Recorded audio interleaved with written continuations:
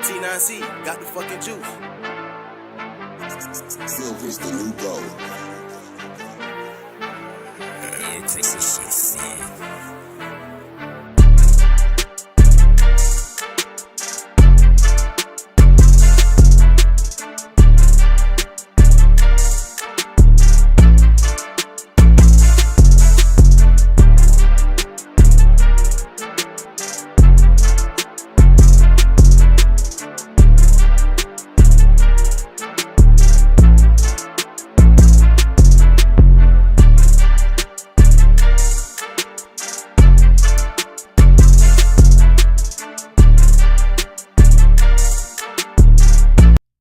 What's going on, everyone? Welcome back to another episode of JT Sports Live. I'm your host, JT. It's a very special week in college football.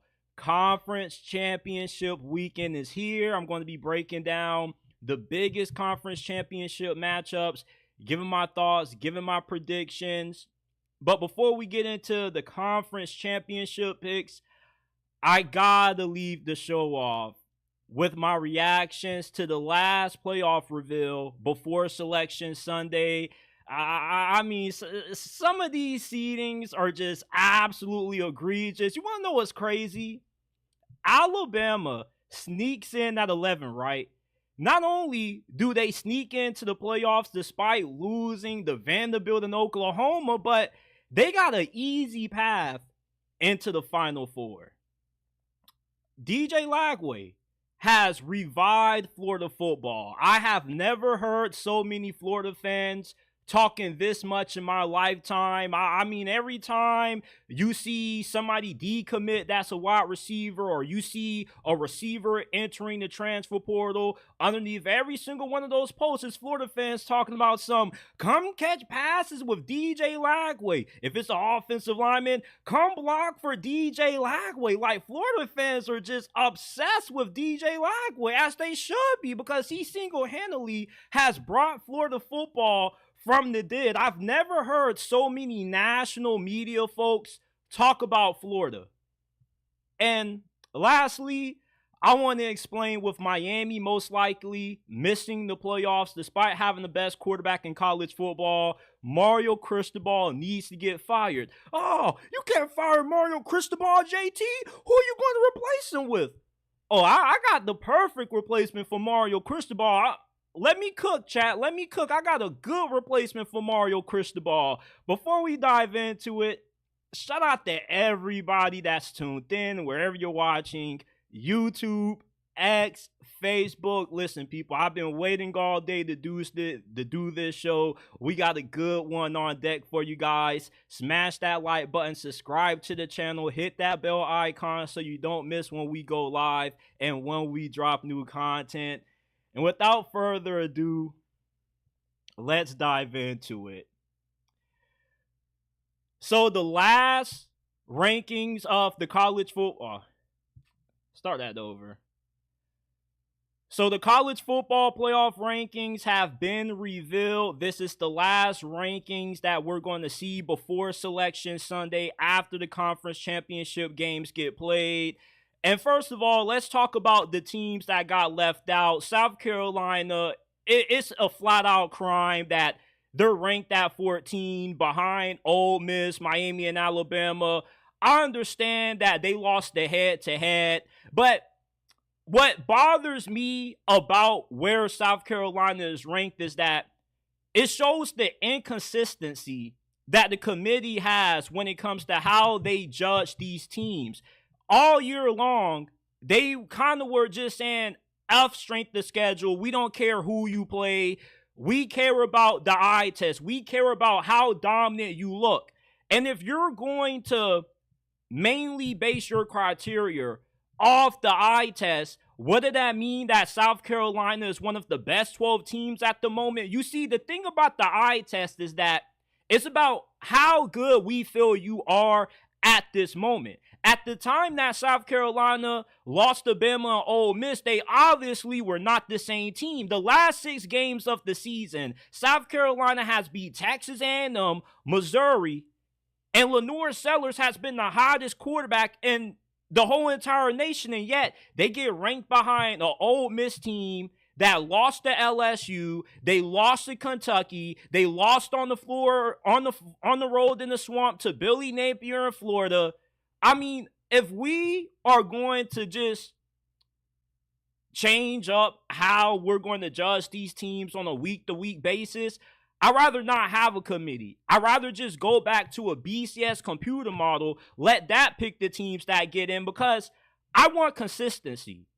Don't y'all want consistency? Don't tell me for the first 10 weeks of the season, you're judging teams by the eye test, but then when South Carolina from the eye test looks like one of the best 12 teams, all of a sudden you want to say, well, we're going to put Alabama over them because they're 3-1 against teams ranked in the CFP Rankings. They're 6-1 against teams above 500. You should have been doing that to begin with. The hell? Does that make any sense to you? For the first couple of rankings, they were saying, we're judging these teams based off the eye test. All of a sudden, when the eye test doesn't favor Alabama and it favors South Carolina, all of a sudden, we want to go back to properly factoring in strength of win, strength of schedule. This is a bunch of crap, man. Burn this thing down. Let's go back to the computers, because I'm getting sick and tired of this doggone inconsistency. There's no way you and anybody on that playoff committee cannot tell me with your own eyes that South Carolina has not played like one of the best 12 teams this year. Tell me I'm lying. Tell me I'm lying. Over the last 6 weeks, South Carolina has been one of the best teams in college football. I don't give a damn about the head-to-head when you're losing to crappy teams like Oklahoma, when you're losing to Vanderbilt, when you're losing to Kentucky. F all that, bro. F all that. Keep judging these teams by how you've been all year long, which is the eye test. And over the last 6 weeks, the eye test shows that South Carolina has been one of the 12 best teams in college football. You just don't get to say, well, Alabama beat Georgia, and Alabama beat Missouri, and Alabama has all these good wins against teams with winning records, and you just ignore their ugly losses. Does South Carolina have any losses as bad as Alabama losing to Vandy? Ole Miss losing to Kentucky? Florida? Come on now. All of South Carolina's losses have come to ranked teams. South Carolina had their starting quarterback, Lenore Sellers, injured in one of them. Last year, FSU missed the playoffs because Jordan Travis was injured. I'm getting tired of this freaking inconsistency, man. The Gamecocks, what happened to them tonight is a flat-out robbery. It's a crime where South Carolina is ranked, because all year long, they were judging teams based off the eye test. South Carolina, the last 2 months, has passed the eye test with flying colors, and yet they're only ranked 14. And what really disgusts me the most is that they beat Clemson. And Clemson, if they beat SMU, is going to be in the playoffs. Wow. Now, Miami being ranked at 12, I don't have a problem with. When you lose to Georgia Tech, you lose to Syracuse, you don't have any quality wins at all. You really don't have an argument. The only argument you probably could make is, well, we got the best quarterback in college football. That's about it. BYU, I've seen some outrage about where they're ranked. Well, let's just be honest. Nobody cares about the Big 12. And I don't think the Big 12 is being disrespected. Just because your conference from within is tough and it's cannibalizing itself doesn't mean you're on the same level playing field as everybody else. Do you have a win against SMU? Yes, you do. But you lost to Kansas, which that probably is a worse loss than Alabama losing to Vandy, Oklahoma, and Ole Miss losing to Kentucky and Florida, because at least the teams that Alabama and Ole Miss lost to are bowl eligible. Kansas ain't going bowling, so you really don't have an argument. Then you lose to Arizona State. Only one Big 12 team is going to get in, and that's whoever wins their conference championship. I don't have any problem with the Big 12 being disrespected. I think the disrespect is warranted. Now let's get on to my next takeaway. Alabama, not only do they just sneakily get into the playoffs, you can say it's brand bias, whatever you want to call it, they're going to be in this thing. And not only is Alabama in the playoffs, but they also have one of the easiest paths to the national championship. As the 11th seed, in the first round, they play Notre Dame on the road. Then if they beat Notre Dame, they get the luxury of playing SMU.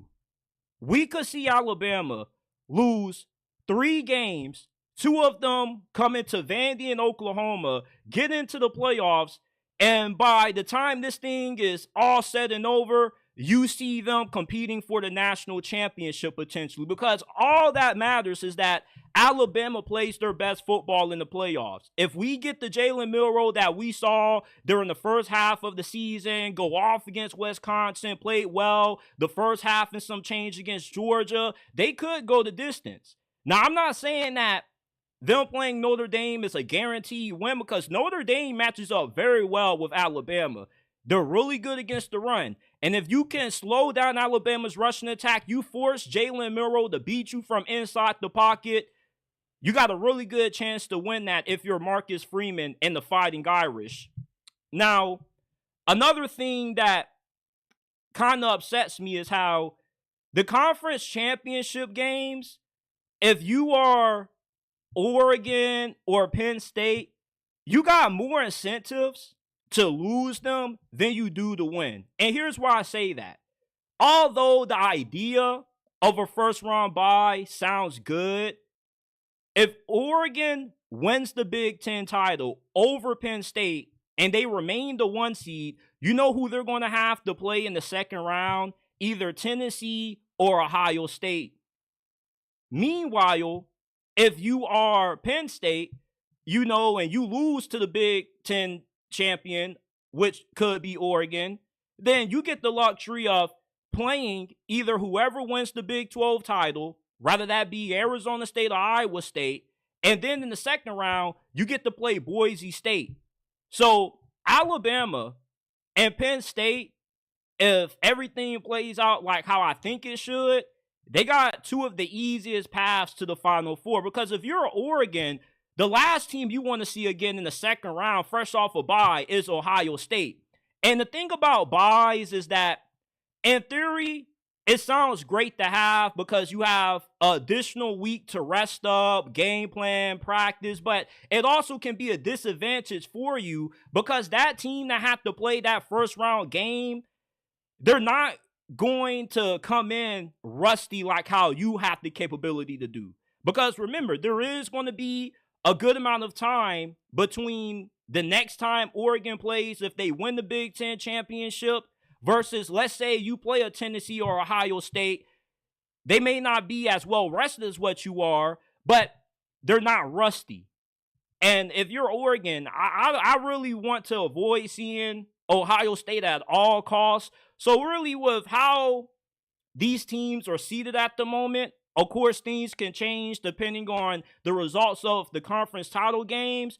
You know, Bama and Penn State, they got very easy paths to the Final Four. And if I'm Penn State and I'm James Franklin, I'm not really tripping on winning the Big Ten title. I'd rather lose this, get to play the Big 12 champion, and get to play Boise State in the second round, because that gives me the best chance to make it to the Final Four and potentially get into that national championship game. Because if you win that thing, you know, yeah, you get the first round bye, but I mean, what if Oregon ends up dropping down to the 5th seed, right? I mean, you really don't want to have to play any team that's as good as what Ohio State is potentially. So I really don't see the benefit of winning the conference championship if I'm Penn State. I'd rather lose that thing and tell the committee, just keep me where I'm at. You feel me? Can we just wave the white flag on a Big Ten title game? Because y'all may say, oh, JT, that's pussy. Is it really? What matters more? Winning the Big Ten championship or winning the national championship? To me, winning the national championship means more. I mean, you're telling me in the first round, I'm going to have the ability to play the Big 12 title or the Big 12 champion, and then get to play Boise State in the second round? Come on now. Who would pass that up? If I'm James Franklin, I'm saying, man, after the Big Ten Championship, man, we focus on the playoffs, baby. Arizona State, Iowa State, let's start game planning already. Let's start game planning for Ashton Genty and Boise State. Now, before we move on, shout out to everybody that's tuned in, wherever you're watching. We got a lot of people tapped in. This is the most viewers that we've had all year long. Shout out to you guys. Smash that like button, subscribe to the channel, follow us wherever you're watching, Facebook, X. Shout out to my guy, JD the guitarist. He says, what do you think happens if Georgia loses? If Georgia loses, I think if Georgia loses with where they're seated at right now, you probably end up bouncing down a little bit, maybe to the 8th or 9th seed, but I don't really see too much happening to Georgia with the loss. They definitely are not going to miss the playoffs. That's for a fact. One of the guys on ESPN was grilling whoever is the talking head for the committee about, is losing your conference championship going to have any negative ramifications in terms of where you're seated. And with how he was phrasing his answer, he pretty much made it seem like, SMU, Georgia, regardless of the outcome in those title games, they should be safe. Now, if Georgia wins, of course, you get that first round bye. But I don't know if you're Georgia, if it's worth winning the SEC championship. Because potentially you get that first round bye, but you might have to play Alabama again. Or you might have to play a team like Ohio State. Or maybe Oregon if they lose to Penn State in the Big Ten championship game. So I personally think that with the way the playoffs are formatted, with how they have the seeding, which doesn't really make a lot of sense, it favors whoever's the loser of their conference title game. Now, if the seeding made more sense, like how the NFL seeds their teams, the highest seeded team in the playoffs always gets to play the lower seeded team, that would make a lot of sense. Because let's say, okay, you got all your teams that got the first round byes, right? If you are Oregon and you win the Big Ten championship, you should be going up against whoever's in that 12th spot, which is most likely going to be either Boise State or the Big 12 champion. It doesn't make any sense how they have all of these seeds. It just seems like kind of random who plays who in a sense. It's not really a lot of organization or proper structuring for this thing, in my opinion. Now, let's move on to what all you guys are probably tapped in for, man. It's time for my conference championship breakdowns and predictions. We're going to start off with the SEC Championship game. So, the SEC Championship, we got a rematch between Texas and Georgia. The last time these two teams played, Georgia went into Austin, and they came into their trap and took over their trap. And it was pretty much a one-sided affair. And what was really surprising to me about the outcome of the first time these two teams met is how easy Georgia won. Because Carson Beck threw 3 interceptions and no touchdowns, and yet Georgia still won by multiple possessions. Texas offense didn't really have a lot of success moving the football down the field. And in this game, Texas, despite losing the first matchup between these two, they are a 2.5-point favorite going into this game. And I don't trust Texas. And the reason why I don't trust Texas is because Quinn Ewers in the second half of games has not been that good this year. In the first half of games, Quinn Ewers has 19 touchdowns to 5 interceptions. But in his second half performances, he is completing 59.2% of his passes, 5 touchdowns to 2 interceptions. Texas, to me, is not a good team when it comes to closing out ball games. Georgia, on the other hand, though, they may start out slow. But as the game progresses, they get better. And in the third, fourth quarter, Georgia has the ability to flip that switch and play their best football. And the thing about Georgia is that this year, they don't really have any identity. They don't have anything on offense that they can hang their hat on and say, yeah, we do this very well. Normally in the past, Georgia has been really good at running the football, dominating you up front. This year, though, however, they just find ways to win games. Georgia's mentality has been, we're not trying to beat you playing a certain brand of football. We're just trying to survive and advance. And Georgia has what I call a true heart of a champion. No matter how tough things may get, like that Georgia Tech game when you get down 17-0 early, they never quit. They never back down. This is a resilient team. And when they went up against Texas, their defense had their best performance of the year. I mean, the looks that they were giving Quinn Ewers, he looked rattled. He looked unprepared. And remember, during that game, Steve Sarkisian, he pulled Quinn Ewers and put in Arch Manning, and things still didn't really get that better. And Quinn Ewers still didn't really play all that better since that benching, and he came back in.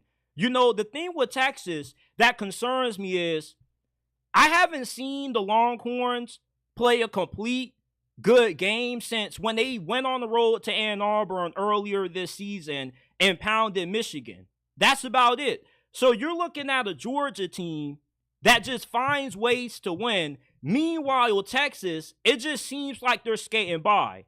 And the reason why I feel this way is because Texas, to me, has a more talented roster than what Georgia has. They got a better offensive line. They got more depth than Georgia at every position, but yet they haven't played like it. They haven't played like the second best team in college football in my eyes. To me, Georgia being more battle-tested and all of these tough road games that they've had to play on the road in Tuscaloosa, Austin, Ole Miss, you know, they're not going to be any stranger to any situation that they might find themselves in. And two, if there was any team, if I could handpick, if I'm Kirby Smart, who I would want to go up against, it would be Texas. This is the most favorable matchup that Georgia could have gotten in the SEC Championship this year, because although Texas does have a really good defense, remember, you beat this team despite Carson Beck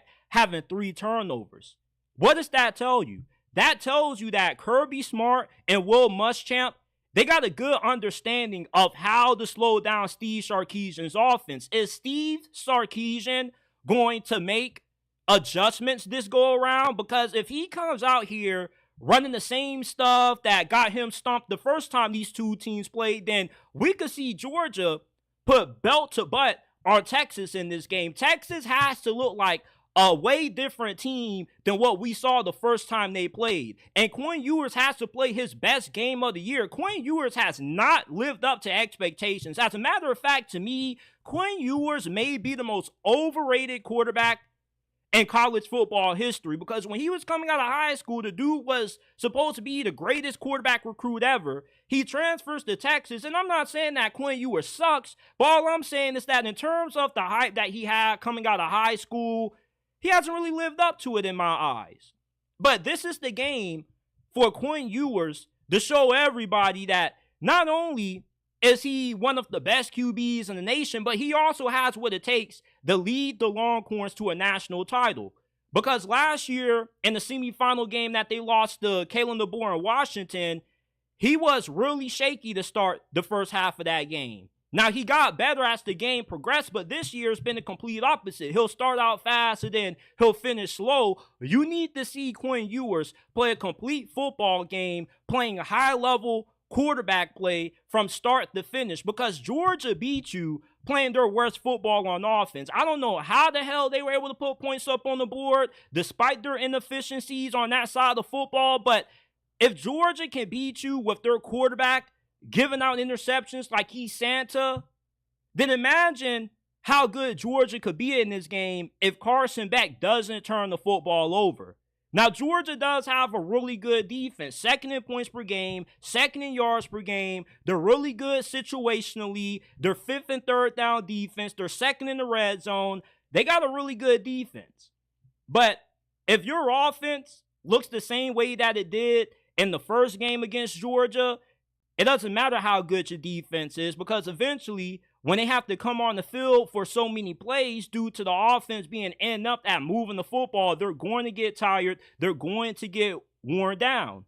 And the difference between Georgia this go around versus the first time you played them, that was the most vulnerable that Georgia was because they had all of the injuries up front. Now this time, they're more healthier now than what they were the last time you saw them.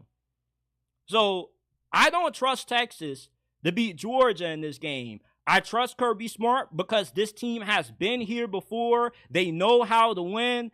I don't have the same level of confidence in Texas, however. Texas has to come out here and they have to show me. And I'm really surprised that they're even a favorite to win this game. I love Georgia outright, and I love them as a dog in this game. And plus, they pretty much have somewhat of a de facto home field advantage because they play in Atlanta Mercedes-Benz Stadium, which isn't too far from their campus.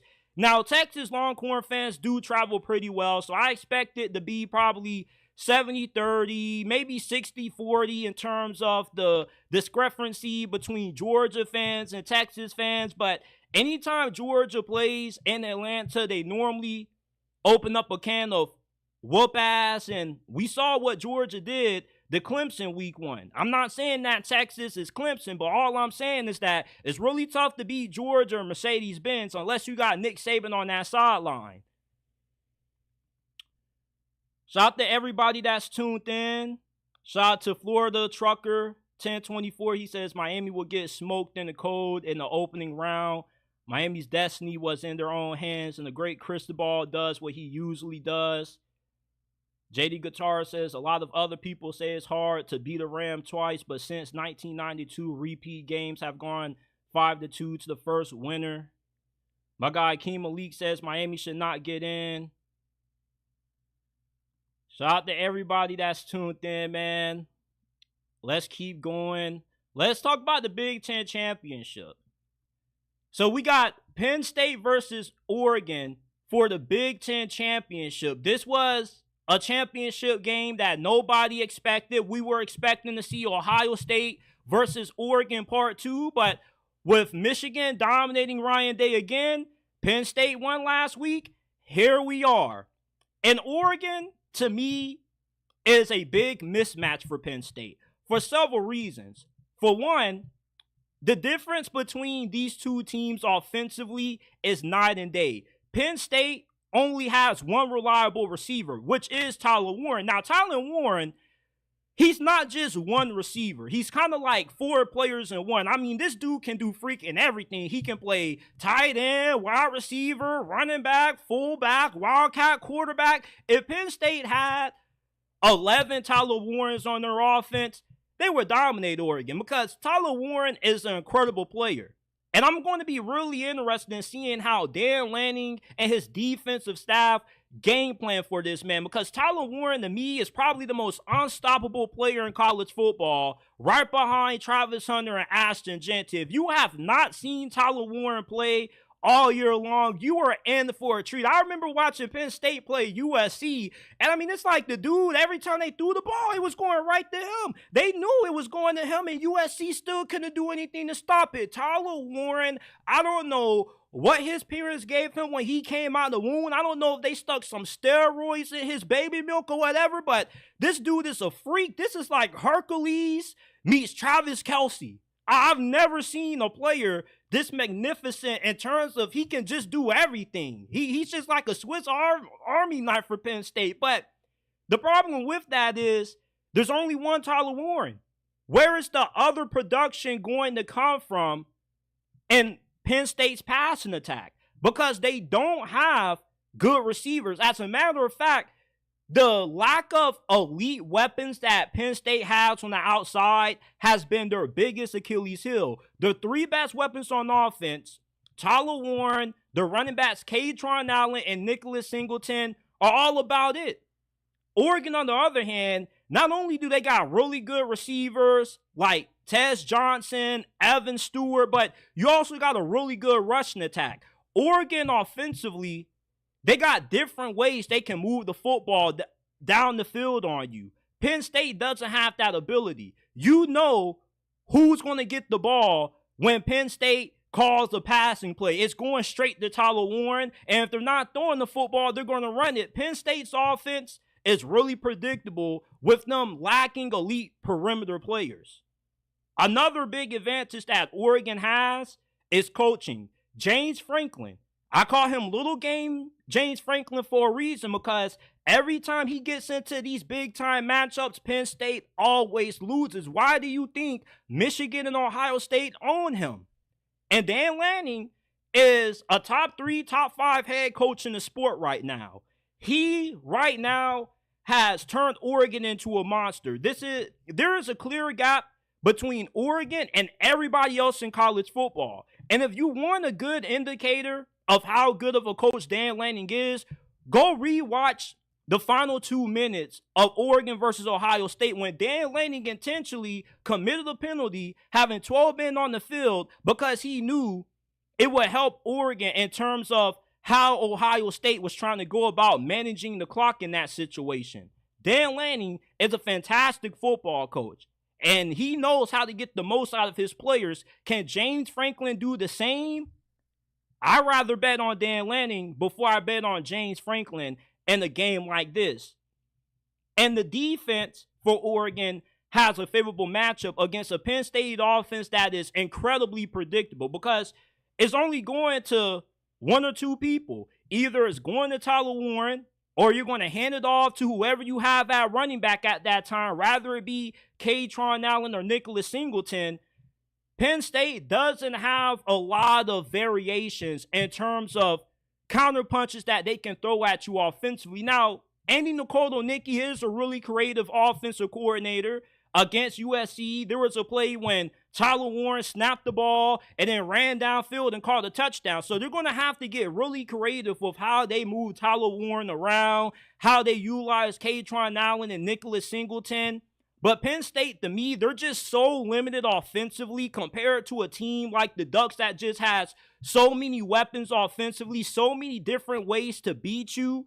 That's why I believe that Oregon is a huge mismatch in this game for Penn State, because Penn State just doesn't have the kind of diversity needed offensively for them not to be overly predictable by Oregon. So I'm expecting Oregon to win this game by at least 2 touchdowns. Give me Oregon 34-17. And Drew Aller, you know, like, I don't think he's a bad quarterback. I think he's pretty good, but this guy is a little bit overrated. You know, I have people hit me up every day and ask me, JT, where do you think Drew Aller would get drafted if he declares for next year's draft? I don't view Drew Aller as a first round or second round pick. I view him more as a third rounder, fourth round guy who has all the physical traits to become a high level quarterback at the next level, but he's really inconsistent. Against some of the better teams that Penn State has played this season, he has not been that good. Against USC, he threw for 391 passing yards and 2 touchdowns, but he gave away 3 interceptions. Against Ohio State, that was probably his worst game of the season. 1 interception, 12 of 20 for 146 yards, and he didn't really look that hot against Illinois neither. Drew Aller, James Franklin, I think they're a really good duo for each other because they both are overrated. You want the most overrated quarterback head coach combo in college football? You're going to see it in this game with James Franklin and Drew Aller. These guys for the last 2 years have just not played that good against some of the better teams on their schedule. And if Penn State can't beat Ohio State, and that game could have been way more one-sided than what it was if you didn't have Will Howard making goofy decisions. Dylan Gabriel is much better at managing the game, limiting mistakes, than what Will Howard is. So if you can't compete with Ohio State, what makes you think that you're going to be able to have a chance at pulling off this upset against Penn State? Other than, you know, it's college football, anything can happen, but Dan Lanning always has his teams up for these big-time games. You know, James Franklin, on the other hand, it's complete opposite. Who are you more willing to bet your money on? Penn State or Dan Lanning? If I had to bet $1,000 right now on one of these two teams, I'd rather bet Oregon. If I have to lose money, I'd rather lose it betting on Dan Lanning than get burnt again by a guy who continuously comes up short in these big-time games. So I love Oregon to get the win, and I think it's going to be pretty emphatic how they win this one. Now, this is the game that some of y'all may not care too much about, but I do. We got SMU versus Clemson for the ACC Championship game. Let me ask y'all something. How do you view Clemson right now in terms of the hierarchy of where they lie in college football? Do you still think that they are an elite program up there with Ohio State, Georgia, or Alabama? Or are they a tier 2 program that, you know, every year you get a little bit hyped up about maybe them competing for a national championship, but it's just like they never really live up to the hype?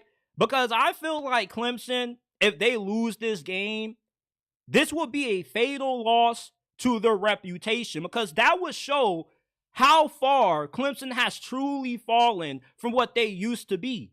And it's been a while since we last saw Clemson in the college football playoffs, and Dabo Swinney is just salivating to get back to that thing, especially with it expanding to 12 teams. You would think with the playoff field going from 4 to 12, it would be a guarantee that Clemson gets in every single year.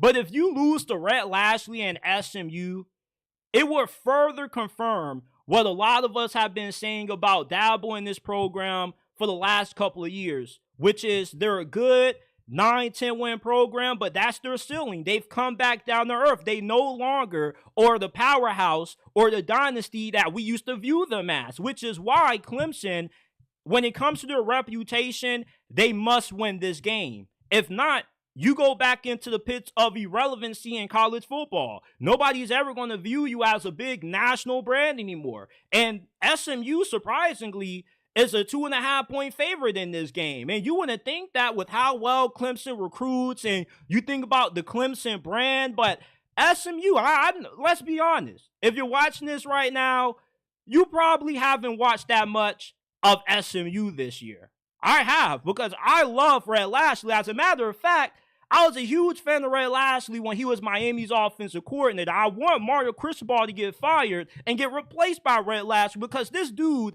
is a fantastic coach. Every year we keep asking, is Texas back? Is Miami back? Is this team back? Is this team back? SMU is back, people. Some of y'all forget what SMU used to be back in the 80s when it was illegal to pay players. I mean, they got the death penalty, and nobody ever thought that they would make it back to this point. And yet, in their first year in a major Power 4 conference, they are competing for a conference title. This is a program that won the American Athletic Conference last year.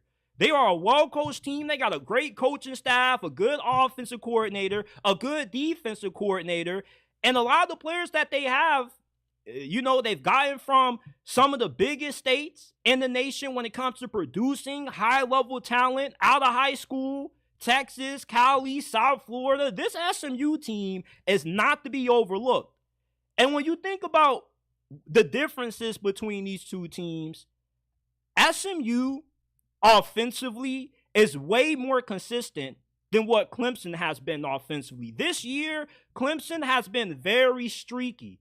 When you look at the statistics, they mislead you, because statistically, Clemson looks like a juggernaut offensively. But when you watch them, and some of the games when they've gone up against some of the better defenses in the ACC, like Virginia Tech, Pitt, they weren't really that good. And when you look at some of their out-of-conference games against the SEC opponents they went up against, South Carolina, Georgia, they couldn't even get the 20 against those teams. K. Klubnik is really erratic. You know, if Clemson is trying to win this game, he has to get out to a hot start. He's one of those players that if he starts the game out hot, he's going to have a good game. But if he starts out cold, it's not going to be a good afternoon from him. So it's very important that Garrett Riley has about 10, 15 plays scripted that can help K. Klubnik get hot and gain confidence early in this game. Now, SMU offensively, they got speed everywhere. They are one of the more explosive offenses in all of college football. They average 9 yards per play, which is 7th best in the nation. They got a lot of depth at wide receiver. Quarterback Kevin Jennings has been pretty good this year, but like Cade Klubnik, he can be a little bit erratic in his own right. He had 3 interceptions in their close win against Duke. But what separates these two offenses is that SMU is more consistent in terms of being able to put up 28, 30 points per game. But with Clemson offensively, you really don't know what to expect from them because Cade Klubnik, he could ball out one week and play terrible the next week. It's just that one team has a more consistent, one team has a more consistent quarterback than the other. And secondly, you have a Clemson team that, yeah, they got talent at wide receiver, but they're not as deep at that position as what SMU is. Believe it or not, although Clemson has out-recruited SMU under Rhett Lashlee has done a really good job of developing the guys on his roster and also being able to find some gems in the transfer portal. Now, SMU, what I believe gives them the slight edge in this game is their red zone defense. Clemson has a really good defense. Not as good as what we have been accustomed to seeing out of Clemson, but they're a really solid defense.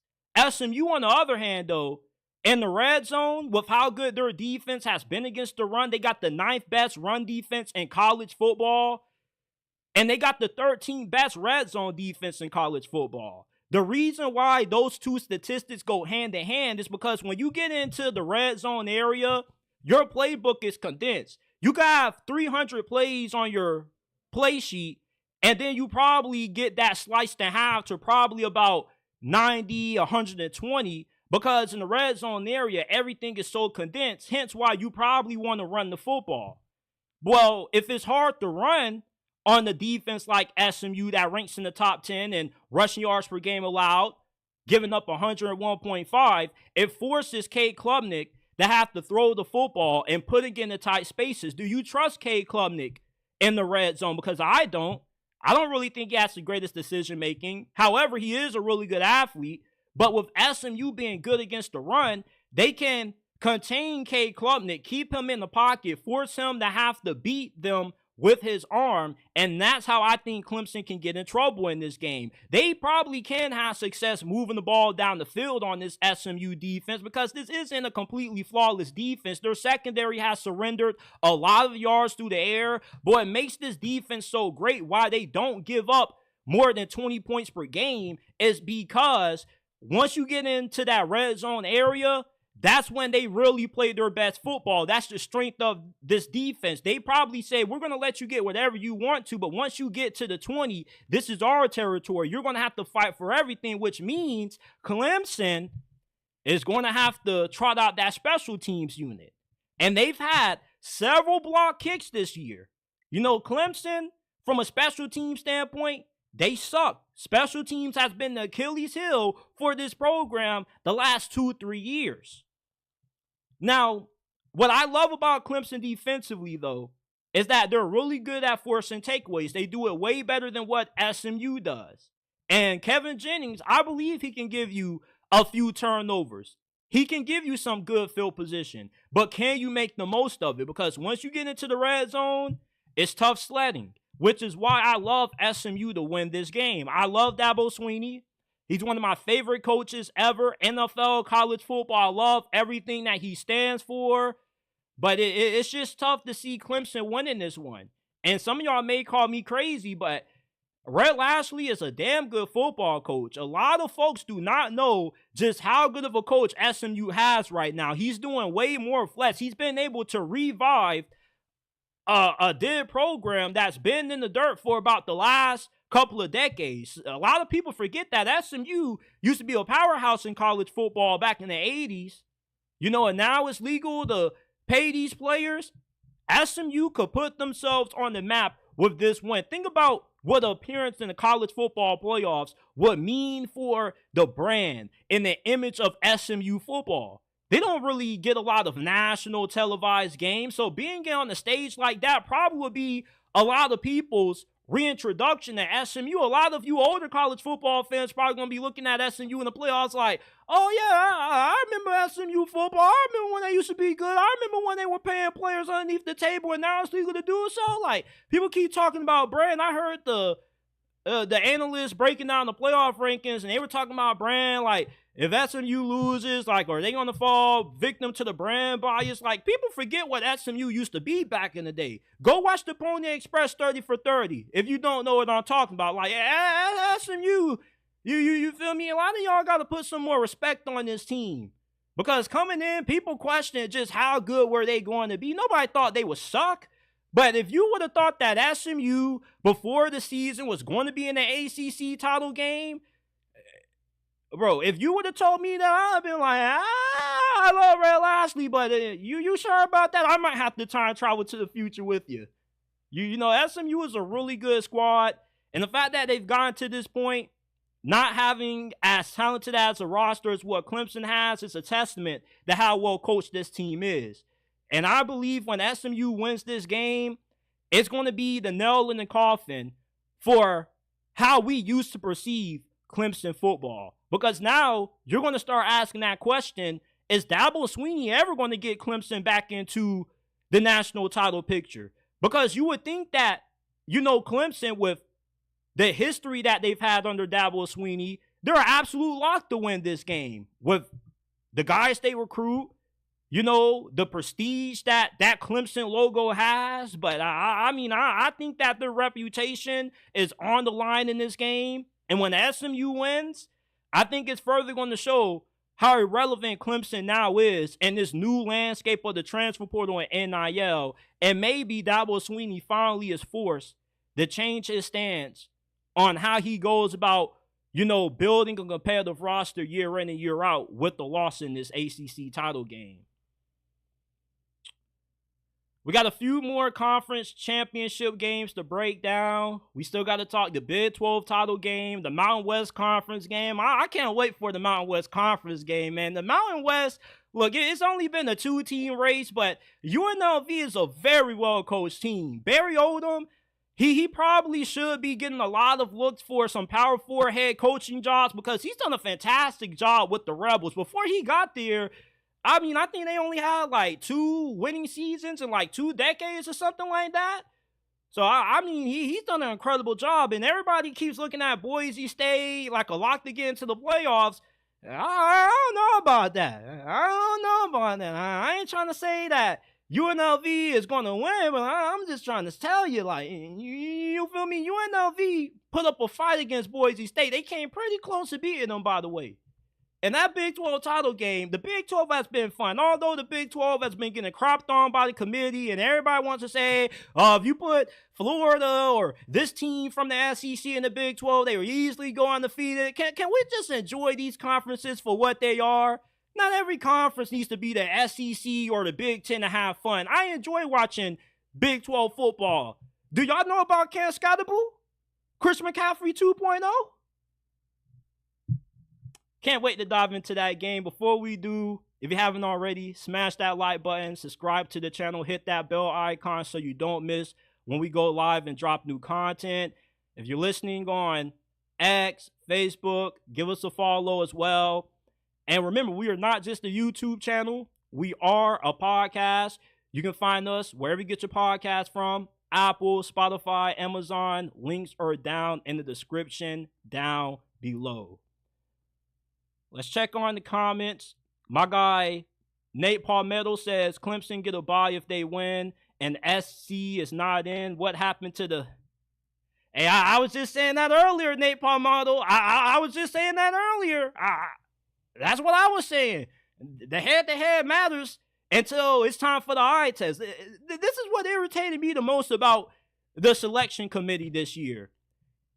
For the first 3 weeks, I was like, okay, so you don't care about strength of schedule. You don't care about strength of records. Oh, okay, like you're going off the eye test. It's like, I still don't agree with it, but okay. But now all of a sudden, these last couple of weeks, they want to switch up their thinking. And all of a sudden, it doesn't really matter about the eye test. It matters about the head-to-head. It matters about the strength of schedule.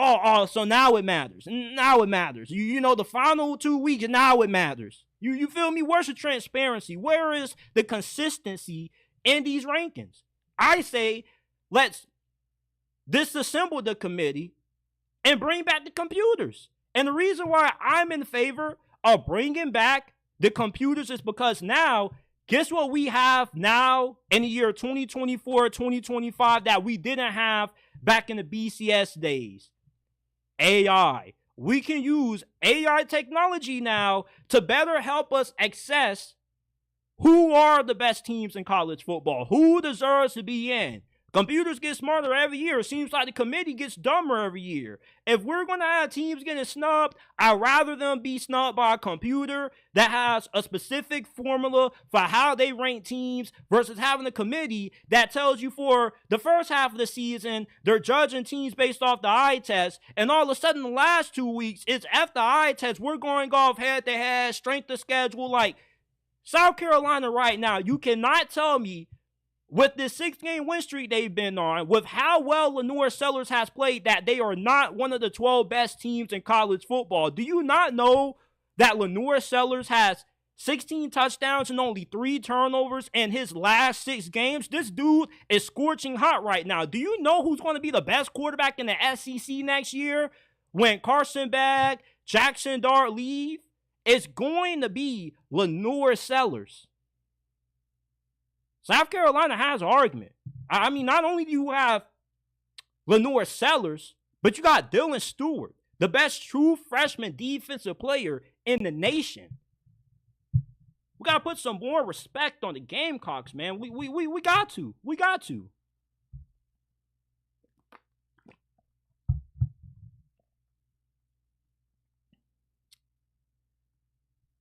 Iowa State versus Arizona State in the Big 12 Championship. Last year, it looked like the Matt Campbell magic kind of worn off, but Iowa State has rebounded in a major way.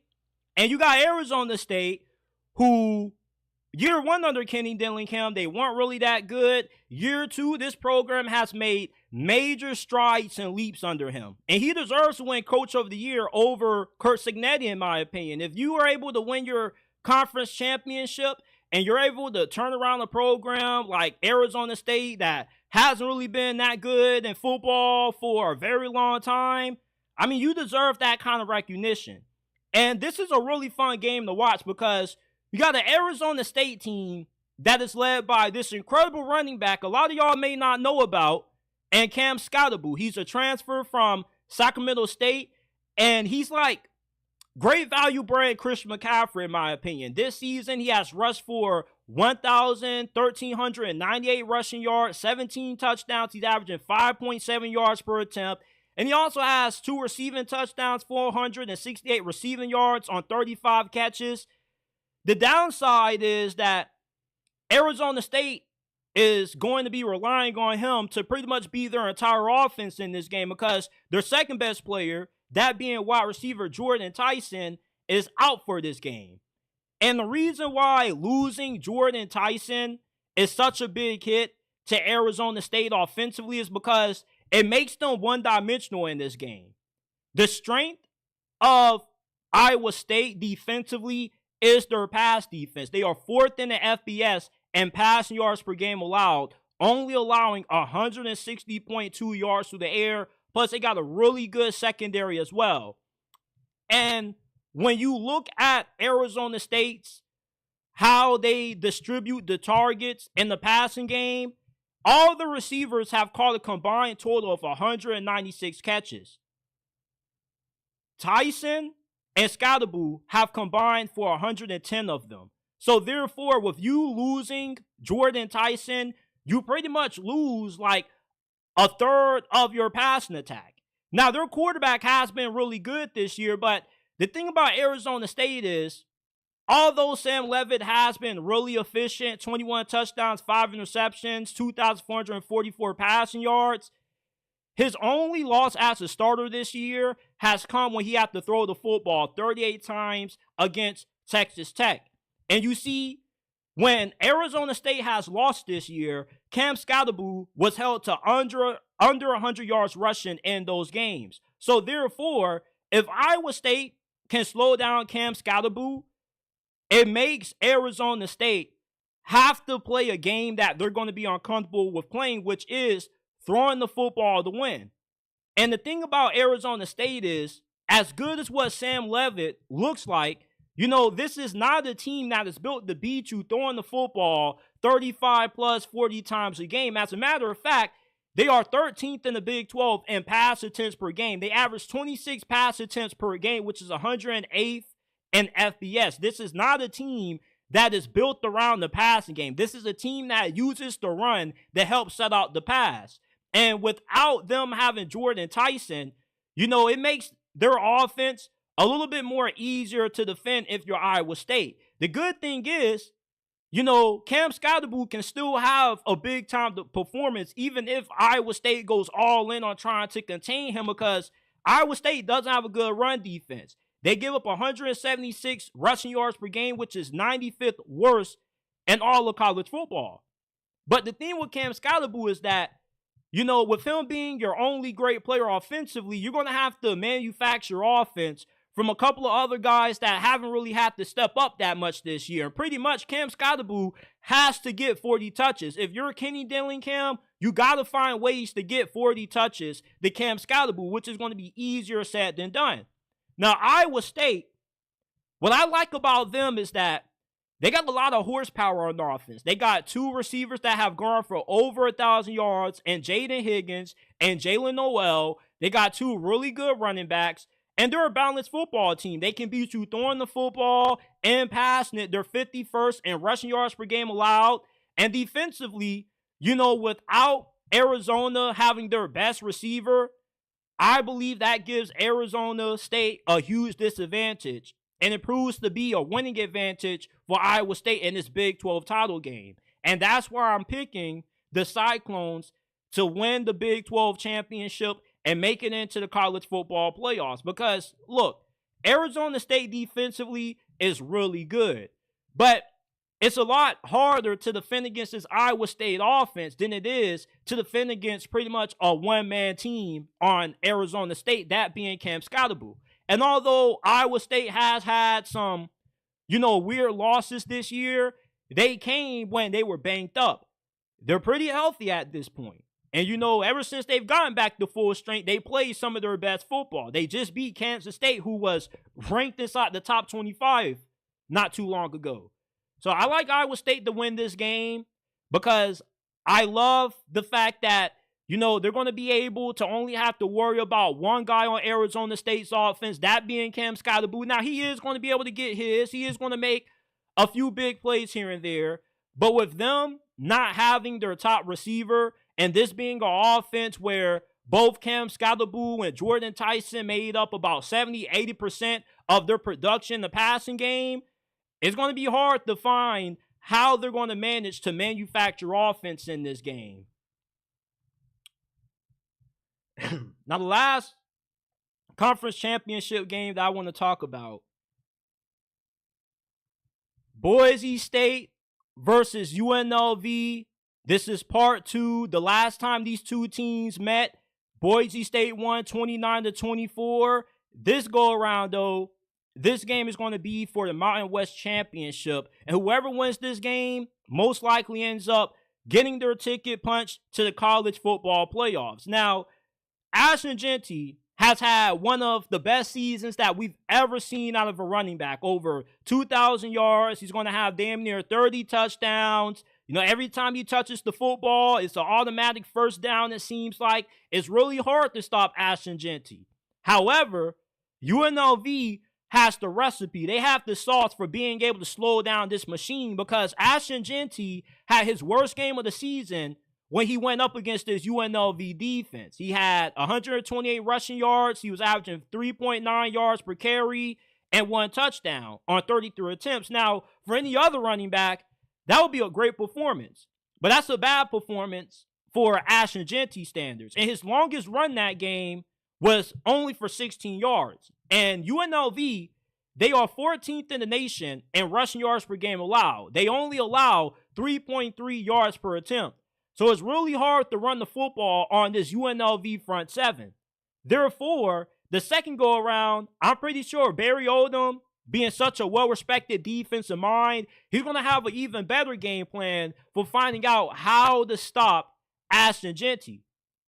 And what costed UNLV the first game against Boise State this year was the interception that Hajj Malik Williams had through, and they had a missed field goal that was huge. And the reason why those miscues were huge for UNLV and why Boise State went on to win because of them is because Boise State is a ball control team. And when you're going up against a run-first team where they want to take all the time off the clock, they want to win the TOP battle versus a team that runs the go-go offense when they're getting the ball out fast, they're calling plays fast, they're not taking up a lot of clock. Every possession has to count. Because if you're in UNLV, you could go down the field, have an 80-yard drive in the span of 2 minutes, and if you can't capitalize off that with a touchdown, you have to settle for a field goal. Boise State, they could get the ball, and they may hold that thing for 8 to 10 minutes. So therefore, possessions in this game are going to be fairly limited for UNLV, which means that if you're Barry Odom and certain fourth down situations, whether it be 4th and 2, 4th and 5, you might have to roll the dice on them because it's hard to beat a team like Boise State solely relying on field goals and relying on your defense, because as good as what your defense is, what happened the last time you played is that your defense got worn down, because early in the fourth quarter during that game, it was 4th and goal from the 1. UNLV, all they needed was a stop to get the ball back to their offense, and yet they were unable to stop Ashton Jeanty. And then, on Boise State's final possession, when UNLV desperately needed to stop to get their offense the ball back and give them one more shot at being able to win, Boise State proceeded to go on a 14-play, 8-minute and 7-second drive for 48 yards that pretty much took all the time off the clock. And UNLV didn't have another opportunity to win it. So therefore, Barry Odom, he's going to have to be very aggressive. And they got to start this game out fast, because you can't afford to get out to a slow start against a team like Boise State, because if you're down 17-3 against Boise State, it puts a lot of pressure on you, because then let's say you go into the third quarter, you're still down by multiple possessions, and Boise State is pulling off 6-8 minute long drives. You might only have 2-3 possessions in the second half. Now, I like UNLV to pull off this upset, and I like them to shock the college football world and the Ashton Jeanty Boise State story, because I think Barry Odom is a really capable coach. And Boise State does have a really good team. Remember, they only lost by a field goal to Oregon? That's probably one of the better games that we've seen any G5 team play this year against any opponent as good as what Oregon is. The thing with Boise State, however, is that I do feel that UNLV is on the same playing field as them. I don't think that Boise State is far more superior from a coaching and talent standpoint than what the Rebels are. And UNLV, to me, they look like the most talented G5 team this season because they're well-rounded. Yeah, Ashton Jeanty is great, but UNLV has more high-level players on both sides of the football than what Boise State has. And linebacker Jackson Woodard, he's going to have a big impact on UNLV being able to win this game. He's the most underrated linebacker in college football. If you don't know who he is, go look him up. He just has a nose for making plays. He's really good in pass coverage. He's really good against the run. It's just like every time the ball gets snapped, he's either making a play or he's somewhere around the proximity of the play ending. And another thing that makes UNLV such a good team is that they're really good at forcing turnovers. They are the second best team in the nation at coming away with takeaways. And the reason why takeaways, or they're second in the nation in giveaways, but they also are really good at forcing turnovers. And the reason why a team like UNLV that's so good at forcing turnovers matters in a game like this is because the last time you played, you lost mainly because you ran out of time. Boise State was suffocating the clock, and you didn't have a lot of opportunities. But there's a downfall to that style of play. When you are a ball control team, a run-first team, that means that you can afford any turnovers. Because what's the point of having these 6-8 minute long drives if you're giving up the pigskin? So for UNLV, with their ability to force turnovers, the fact that they normally are a team that does a really good job of taking care of the football, that proves to be an advantage to them when they're going up against a team like Boise State, because they don't turn the pigskin over, they don't give them extra possessions, and they maximize every drive that they have the football. And the last time they played Ashton Jeanty, did a pretty good job of being able to bottle him up. And I think that this go around, with UNLV still being able to have the ability to slow down Ashton Jeanty, they're going to have to put the ball in the air, and maybe they could end up coming away with a turnover or two. And if you can win the turnover battle in this game, you increase your chances walking away with the Mountain West title, which is how I believe UNLV ends up pulling off this upset. I think that when Boise State decides to throw the football, their quarterback is going to have a couple of throws that go awry. They result in turnovers.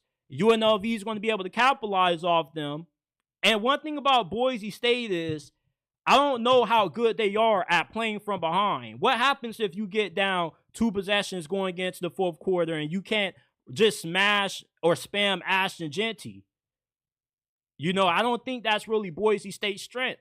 UNLV has to make Boise State uncomfortable. You know, they got to force them to abandon the run game. You can do that one of 2 ways: stopping the run outright or getting out to a big lead. So give me Boise State to lose this game. I'm going to go with the Rebels. I'll say 31-27 is going to be the final score in this game. I got the Rebels making it to the college football playoffs. Now, we got a few more things I want to hit on before we get up on out of here. Not really pertaining to conference championship week, more so some miscellaneous stuff. Give me a second, I'll be right back.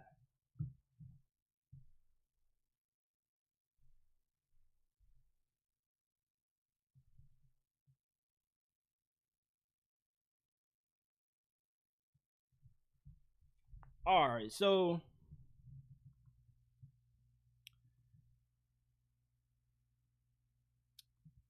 you know, every time I go on social media and I see On3 make a post about a wide receiver or offensive lineman that decommitted, or an offensive lineman, wide receiver entering the transfer portal, I see just this army of Florida fans just coming into the comment section saying, come catch passes from DJ Lagway. Come block for DJ Lagway. You know, I've never seen so many Florida fans talk so much about their quarterback since the Tim Tebow era. But that's the kind of energy that DJ Lagway has brought into this Florida program. In some capacity, you can say that DJ Lagway has somewhat single-handedly revived Florida football, because with how good he has been in his last couple of starts, leading Florida to upset wins and back-to-back weeks against ranked teams for the first time since 2018, not only does he have Florida fans optimistic about the future of this program, but he also has a lot of national media folks talking about Florida. I can't recall ESPN talking about Florida that much over the last couple of years with them being down, but with them now having this phenom freshman quarterback, all of a sudden they're one of the hottest stories in college football. Not only has DJ Lagway, his success helped Florida on the field, but it's helping Florida off the field, because now nobody's having any questions about Billy Napier's job security anymore. We know that as long as DJ Lagway stays healthy next year, Florida should at least win 8-9 games potentially, especially with them having a way easy schedule next year than what they had this year. And with DJ Lagway playing good, you know, nobody's really worried about Billy Napier anymore, because when you got the quarterback situation figured out, 9 times out of 10, you should have a pretty solid football team. And DJ Lagway this year, he's been really impressive. 11 touchdowns, 7 interceptions. By the time we roll into this time next year, we could be saying that DJ Lagway is the best quarterback in the SEC. And going into the offseason, we all are going to be talking about who are the top 3 quarterbacks in this conference. And it's either going to be Lenore Sellers, DJ Lagway, or Nico Iamaleava, or somebody else coming out of nowhere. But I mean, DJ Lagway, with his size, his athleticism, and his skill set, he has all the makeup of being the next great Florida quarterback. You know, he has the size somewhat of what Anthony Richardson and Cam Newton had, but he's a better passer of the ball than what Anthony Richardson was. And plus, I think he's a slightly better athlete than what Anthony Richardson is. He has pretty good size and more twitch, but he has a little bit more wiggle than what AR had, in my opinion. And for Florida moving forward, with you having a quarterback that everybody seems to love inside of your program and a lot of players want to come play with them, it makes Florida football be brought up a lot more nationally. Because when you got this fantastic quarterback, everybody's going to be talking about it, because everybody's going to be like, how high is this guy going to get drafted? You know, like with DJ Lagway, he has resurrected Florida football. In some way, he's done for Florida what Cam Ward has done for Miami this year. When Cam Ward and Miami were rolling, you know, nobody could stop talking about Miami. Everybody was talking about the touchdown celebration. Everybody was talking about how great Cam Ward was. That's the impact when you have a great quarterback. And it looks like DJ Lagway, although it really is a little bit too early to be naming him the next great Florida quarterback, based off the sample size that we've seen out of him this year, Florida definitely is heading in the right direction. And a lot of their best players are going to be back this year or next year. So it's not like DJ Lagway is going to be playing with a new group of wide receivers. Like a lot of those players that he was throwing the ball to this year, they should be back for 2025. So you're going to have guys who are going to have a better grasp of the playbook.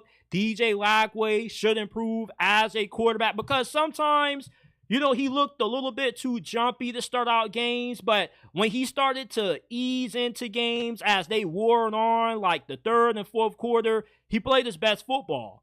And going into year 2, you know, if you already have a guy who is this good as a true freshman, imagine the large leap that he's going to take over the course of spring and fall camp in 2025. You know, we might be having a situation where DJ Lagway is a Heisman Trophy contender in 2025. That's how good DJ Lagway is. And Florida hasn't had this good of a quarterback since the Tebow era.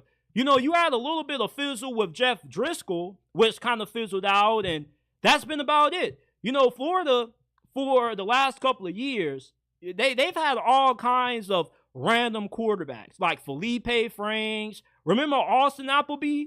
I saw a post about him a few days ago. It was like, name a random Florida player. Somebody posted Austin Appleby. you feel me? Like, this is one of those quarterbacks that can change your program. And DJ Lagway has already kind of done that. You know, he saved Billy Napier's job.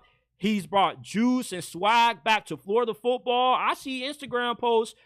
You post DJ Lagway, you got Florida fans in the comment section talking about DJ Lagway is my GOAT. I saw one commenter say that Jesus is in Gainesville now. I was like, hold up now.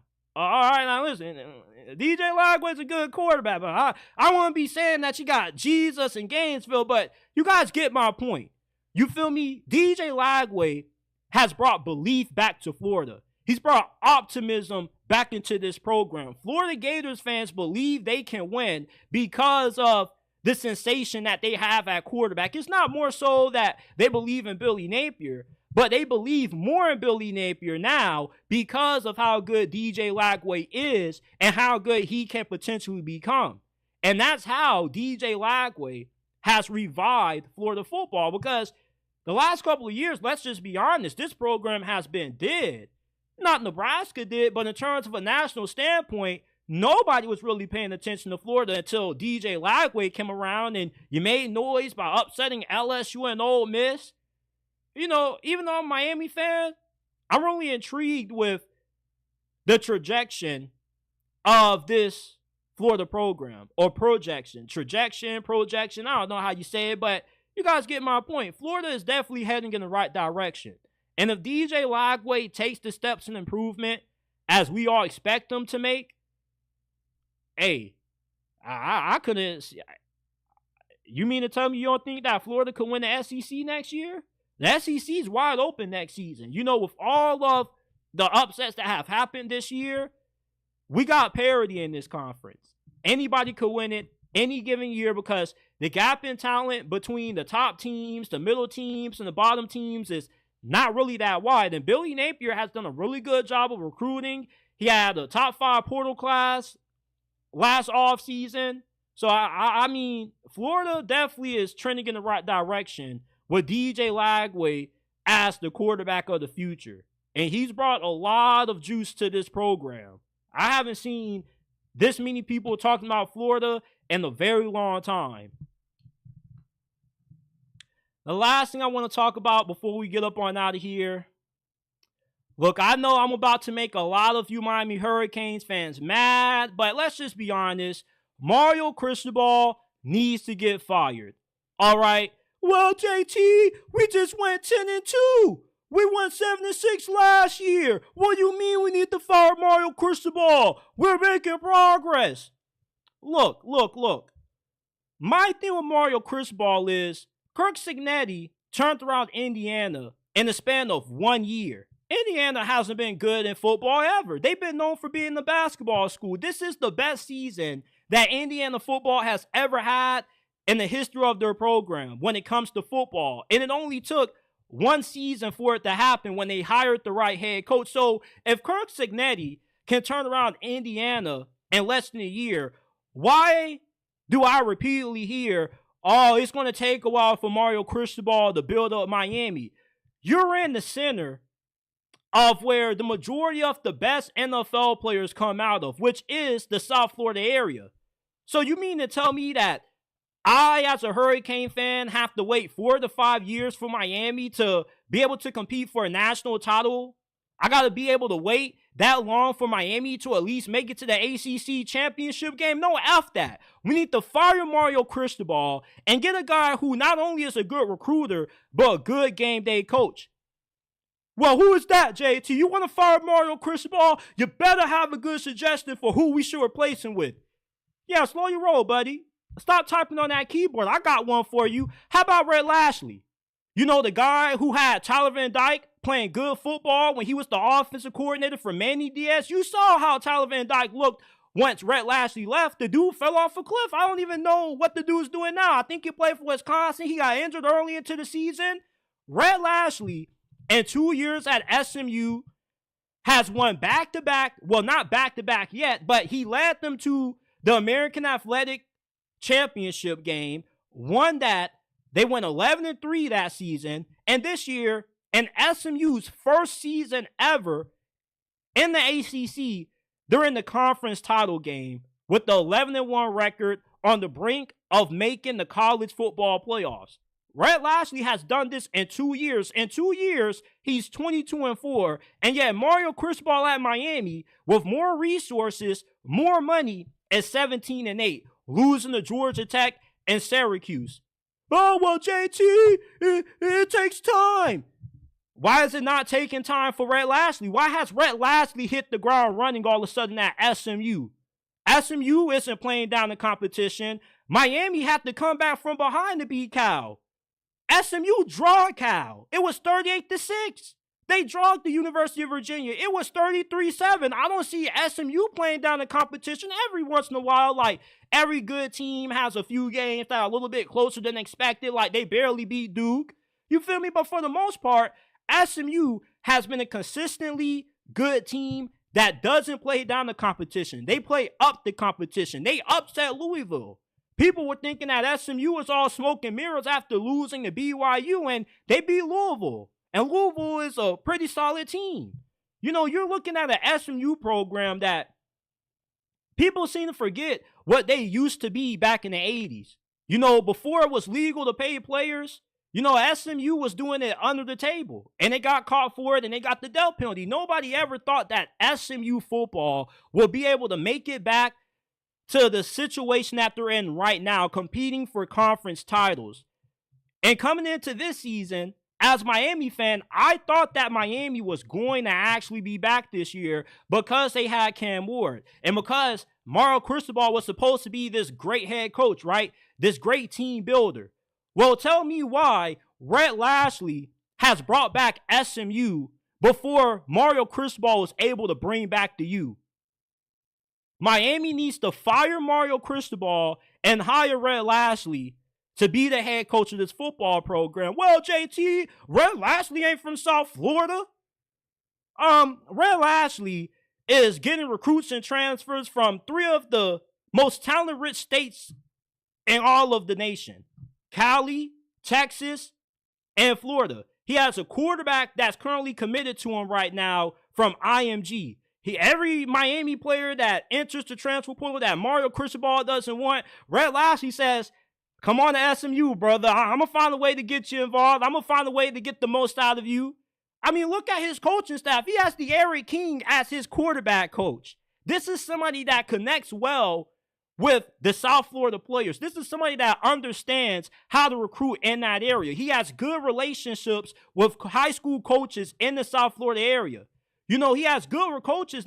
He has good connections with not just South Florida coaches, but Texas high school coaches, California coaches. That's why SMU is getting talent from all over the place.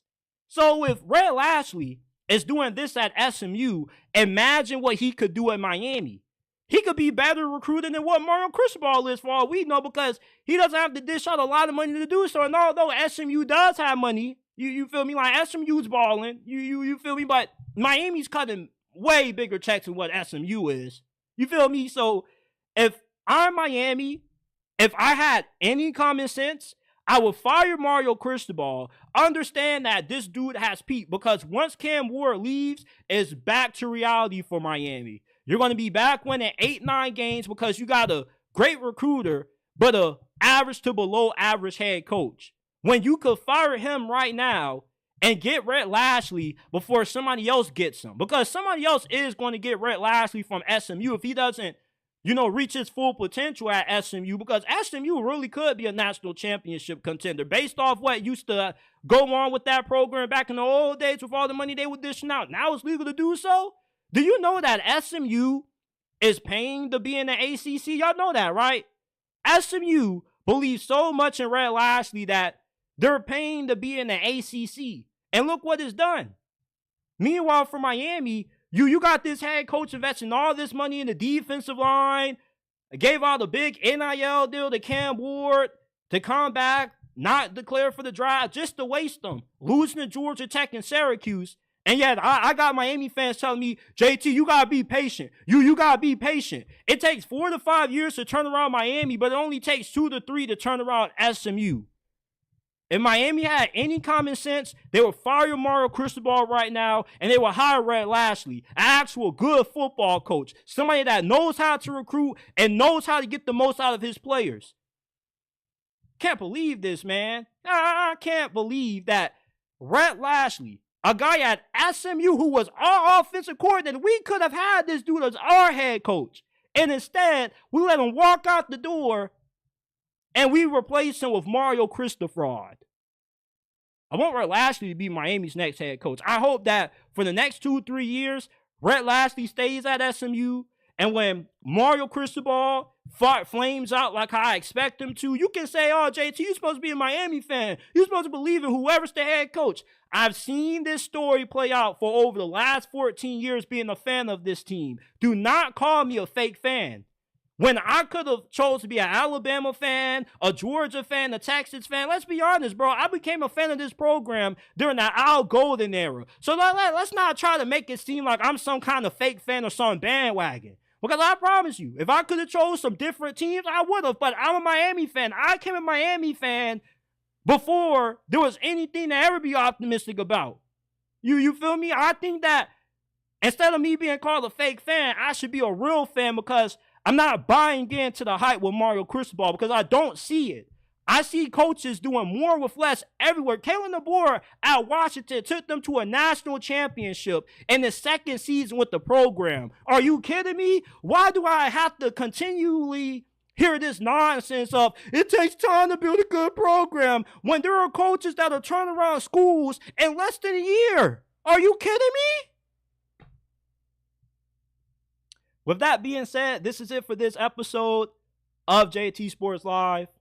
I appreciate everybody for tuning in. This is our most viewed live stream ever. So wherever you're watching, YouTube, X, Facebook, I greatly appreciate you for tuning in. Before you get up on out of here, smash that like button, subscribe to the channel, hit that bell icon if you're new so you don't miss when we go live and drop new content. We are not just a YouTube channel. We are a podcast. You can find us on Apple, Spotify, Amazon, wherever you get your podcasts from. The JT Sports Podcast is available. Give us a 5-star review. The link is down in the description down below.